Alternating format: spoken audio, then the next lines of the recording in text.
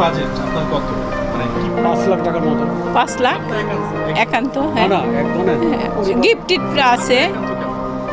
আমি আসলে গিফট দিতে পছন্দ করি, আমার জন্য খুব কম নিয়েছি। 20টা সেলার কামিজ তো নিয়েছি এই পর্যন্ত। আমাদেরও কোনো বাজেটের কোনো লিমিট নেই, আনলিমিটেড বলে দিয়েছে বাসা থেকেই। এটা আসলে এটা কেনাকাটার উপরে। আমার ওয়াইফের যদি আবার 4 লাখ 5 লাখ টাকার স্বর্ণ কিনা লাগে ওই হিসাব, আর বাচ্চাদের যে যা যা প্রয়োজন তা তা কিনতেছে, আর সেই জন্য আমি কিনে দিতেছি সামর্থ্য অনুযায়ী। না নাই কোনোটাই, যতটুকু কিনতে পারে ততটুকু আমি আছি আর কি।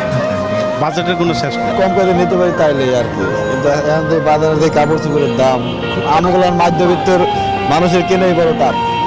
তারপর বাচ্চা করে সুখী শান্তিতে রাহার লেগে কিন্তু হইবে, এটা দাম বেশি হইলো কম হইলো কিন্তু হইবে।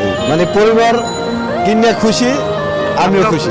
পরিবার খুশি থাকলে আমরাও খুশি থাকি, এই আর কিছু না।